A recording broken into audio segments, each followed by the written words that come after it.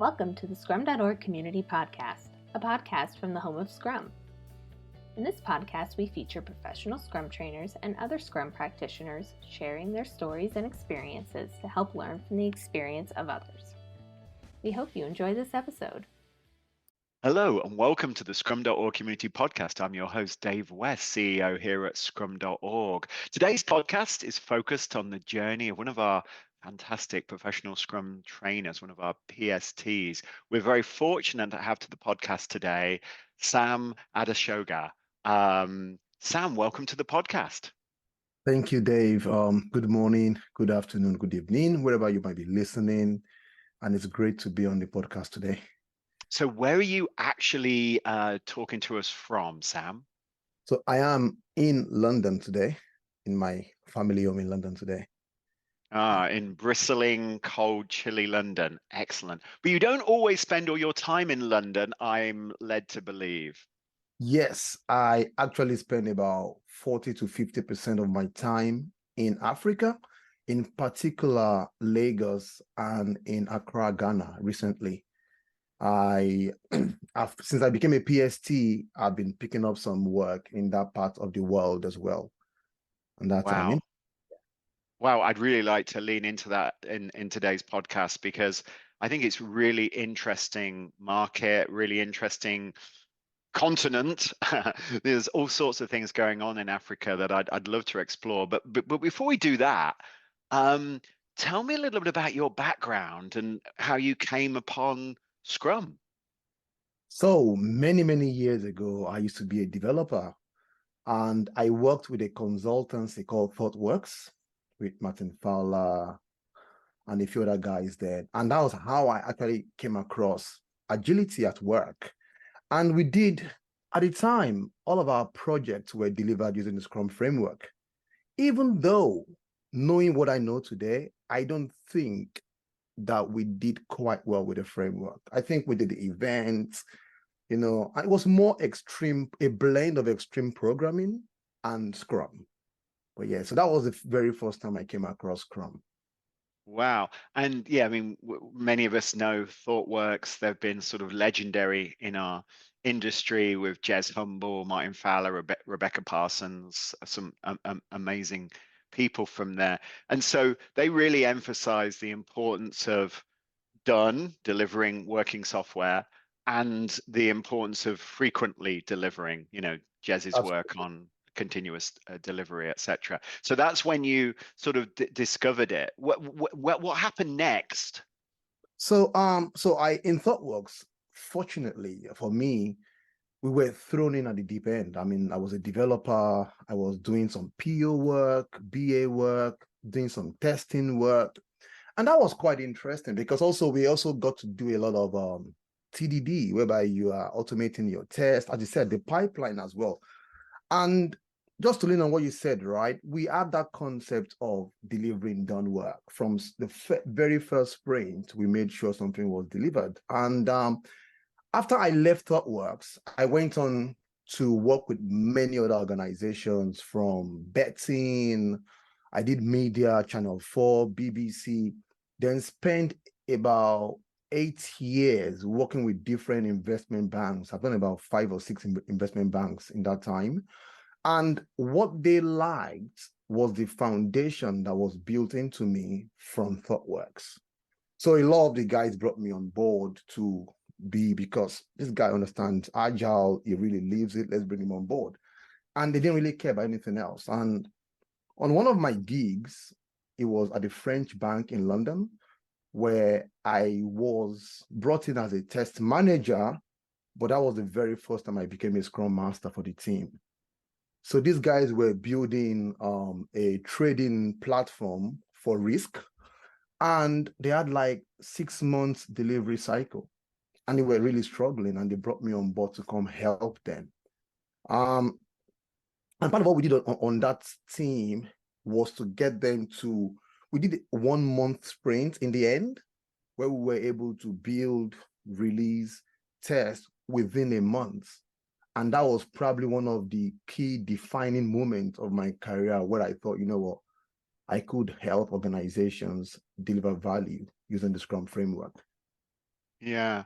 So it's so ironic. They're building a risk platform, but they're doing it in a waterfall way. It's sort of like I'm sure there's a joke there that we could find at some point. Okay, Yeah. so you started you're working for about 8 years, working with lots of different organizations, implementing Scrum. That moment at that French bank in London, you sort of like became that, started acting, delivering on the accountabilities of the Scrum Master, and Yes. that changed your life. How did it change your life? What was sort of like that aha, that epiphany moment?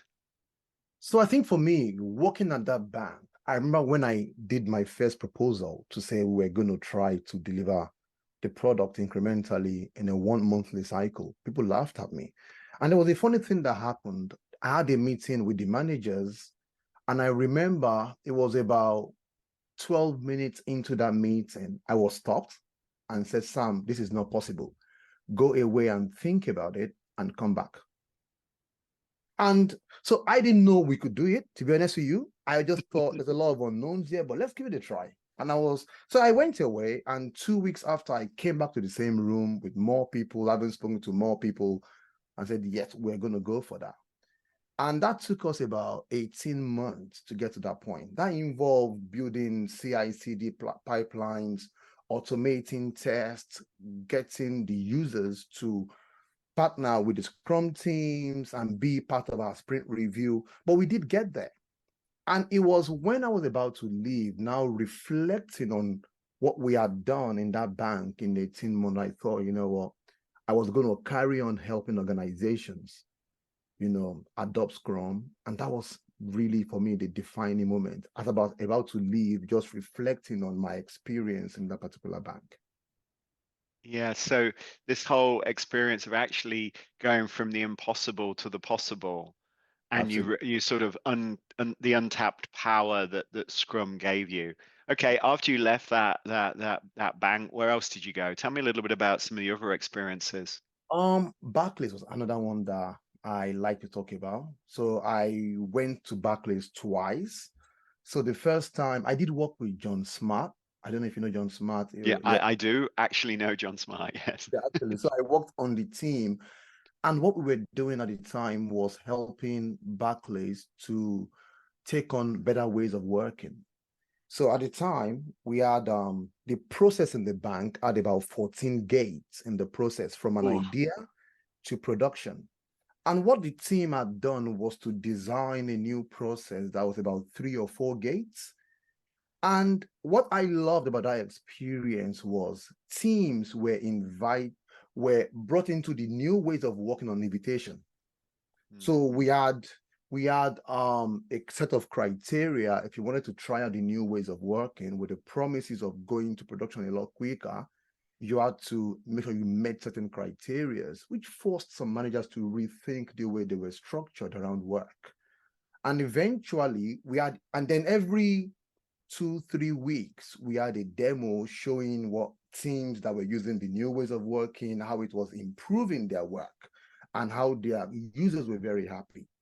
And what we had was a very long waiting list within the bank of teams that wanted to come on board. And that's something I've taken away, because oftentimes I see people try to transform the whole organization at the same time, and I've seen that not work. Mm. But when you start with a small set of teams, learn from that experiment, and then gradually scale across the bank. So that was a very good experience for me. And then I left the bank after about a year, then came back about 18 months later to help. This was now an extension of what we had done before. Now, what we're doing was helping teams within the bank to build their applications within the cloud, which is, again, it's about looking at the lead time. That was 18 months and more than that. And what we were doing now was allowing anyone in the bank to request an environment in AWS and Azure, and in minutes, you got what you wanted. That means that we had to replicate the security concerns in the bank in the cloud. And that was also, for me, very, very interesting experience, where I was working with a lot of people that worked in hardware, telecoms, infrastructure, never done Agile or Scrum before. and setting up a team, about 4 teams, and helping them to take on that incremental way of delivering software. So yeah, those are some key defining, I think, moments in my journey. I really love the idea of Barclays. My aunt used to work for Barclays actually, which is interesting. But I love the way you talked about creating that sort of like that torch-bearing team, those first teams, and then that generated demand by communicating and demoing their success inside the organization, which then encouraged other teams to want to get into this way of working. And it's so much better, from my experience, doing that rather than just telling everybody they have to work in this way from day one. It doesn't work. It doesn't work. And I have a lot of bad experiences where that was the approach taken. Yeah, and sort of the irony of changing an organization is by its very definition a complex problem, right?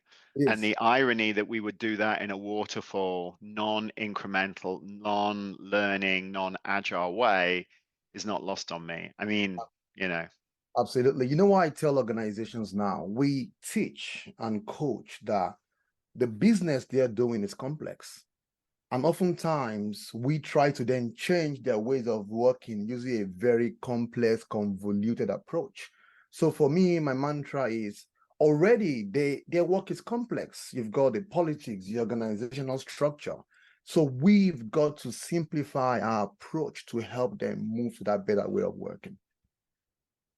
I think simple is very, very important, not necessarily the outcome, because obviously the ways we work will ultimately reflect the complexity of the environment that we're in, but in terms of how we approach it. And I think that's a key thing. It's bizarre.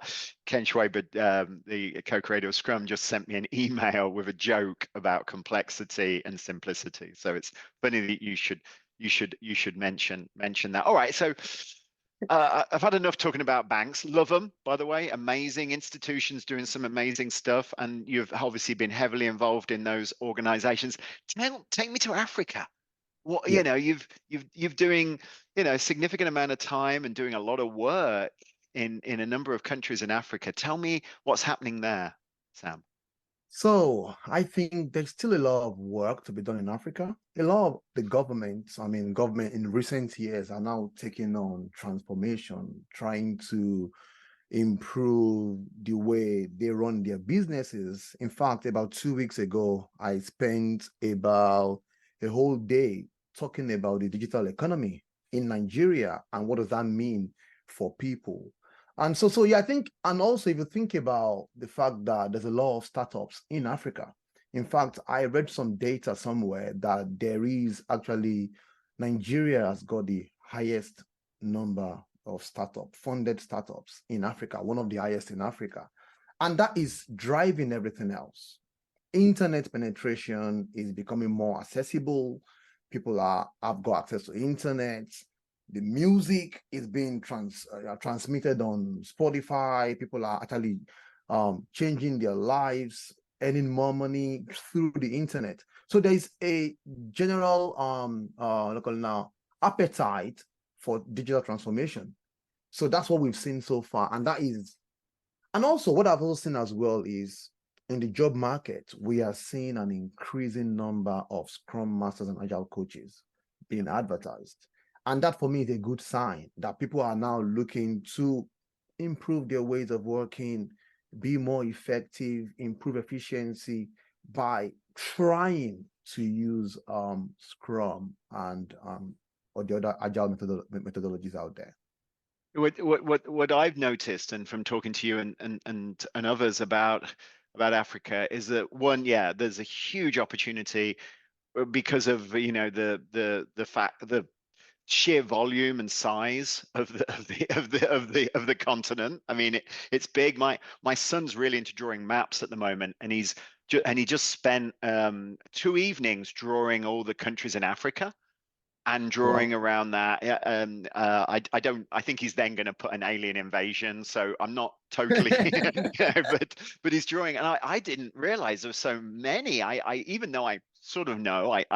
Him doing it really made it very visible. So one, there's a huge amount of, population. Two, very young population, Sam, right? Yes. The average age is significantly younger than people in England are, put it that Yes. way. Absolutely. And that means digital native. These people are born with a phone. I mean, they probably have to wait a couple of weeks, but there's a phone when they leave their mum. uh, Yes. and and I think that sort of digital native is super important. And there's a entrepreneurial passion that Absolutely. that Absolutely. that I haven't seen. I mean, I spent quite a lot of time in Silicon Valley, and it's sort of akin to some of that. The sort of everybody's got an idea. You go into a coffee shop, and everybody is sitting there on their laptops talking about this new business that they want to create. In fact, I'll tell you what I've seen. There are a lot of young people, developers, project managers, product managers living, working in Nigeria, do not want to leave the country, but Yeah, work for organizations in Europe, in the US. That is a massive, massive thing that we are seeing now. And guess what? The challenge now is the organizations that are local in Nigeria are struggling to attract talent because now they are not able to compete in terms of wages, salaries yeah, compared yeah. to companies in the West. So you're right. Young boys and girls that are writing code. I met a guy, he learned Python on his mobile phone. Yeah. Fantastic. I threw a lot of work at this guy. Giving me a new language in 2 days is churning out code. So And yes, you're right. Yes. and empiricism, obviously, and complexity and the unknown are kind of necessary in many of the situations in Africa. So because of that, it's natural. I was talking. I did a virtual event, and I was talking, to the people on the messaging and afterwards, and it just empiricism. There was one comment I was positioning why empiricism is so important, and somebody said, but why? How could it not be? Is there any other way of approaching work? Because electricity disappears, because there's some change in political situation, or there's some whatever.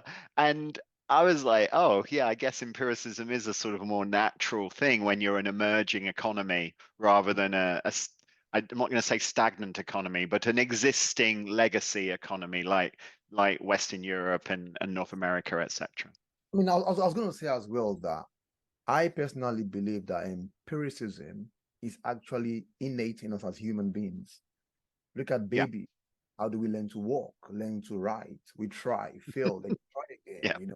Yeah. So maybe it's more not as intentional, but it almost feels like we learn by experimenting. You try something, oh no, no, I'll go again.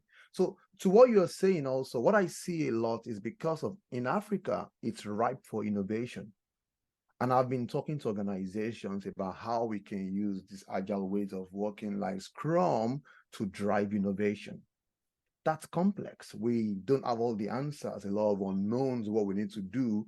But by working in smaller sprints, getting your product out there in the hands of the customer, get feedback, I believe it's natural to apply these frameworks such as Scrum to drive innovation. I completely agree. And it's funny, and a lot of people, when they're doing innovation, start using Scrum really in the scale build sort of phase of a classic lean startup. In my opinion, from my experience, the use of Scrum, the idea of product goals, the idea of sprint goals, the idea of transparency, sprint review, etc., can work from day one on a program, on building a product, creating, in an innovation situation. It is true that the nature of the sprints changes during the life, but that's true of anything, Yes. and the volume of code, etc., will increase, and the volume of unknowns will decrease, and other kinds of experiments like surveys and customer interviews, etc., will decrease. But the reality is that that Scrum works in these situations incredibly well. Absolutely. I think we just have to get comfortable that we don't know everything, and there are things we don't know. Yeah, Right. and things Yeah. like definition of done, we need to sort of reframe that in that context. We need to think a little bit about what undone work really means, and we need to obviously think about value, and our backlogs need to describe outcomes rather than work, and that those things are super important as well. Yeah. I'm very excited for Africa, and that's not just because I want to visit and experience the food, the views, the people. It's got nothing to do with that. It's purely because there's a great opportunity for Scrum there. Have you not visited before? Only South Africa, which is obviously very different from some of the places you're gone to. All right. So we have a plan, which I will tell you later to get you to. You heard it here, ladies and gentlemen. I'm being, and if my wife talks to any of you, it's definitely for a very important business reason. Don't believe anything else. Well, we try to keep these podcasts short, and you and I could talk all day about the opportunity in Africa, your experiences in the banking sector in London and in other companies, and of course your heritage at ThoughtWorks. It is sort of another interesting sort of connection. Martin Fowler sat on a plane with Ken Schwaber and ultimately set in motion the creation of Scrum.org as an organization. So Awesome. your lineage has some serious roots inside Scrum.org, Sam, which is interesting. And Martin just lives not totally around the corner. He lives sort of the other side of Boston to me, but he's Listen, a passionate force in the Boston community. So thank you for your time, Sam. thank you very much for having me, Dave. It's been a pleasure. Okay, everybody, that was, I think, a fantastic conversation with one of our amazing professional Scrum trainers, one of our PSTs, Sam Adesoga, talking to us from London, but he doesn't spend all his time in London. We talked about his journey from his start at ThoughtWorks through the banking sector, and now his mission to empower Africa to change the world, which is it's kind of exciting and one I definitely would love to get on with him. Thank you for listening, wherever you are, whatever time of the day, whatever country you're listening to this podcast today. My name's Dave West, and hopefully, if you enjoyed today, come and listen to more. We have some interesting podcasts. Not only do we explore the journeys our professional Scrum trainers have taken, like Sam today, but we also talk to all sorts of interesting people about professional Scrum and how professional Scrum has changed their lives. So thanks for listening. Have a fantastic rest of your day wherever you are. Take care. Scrum on.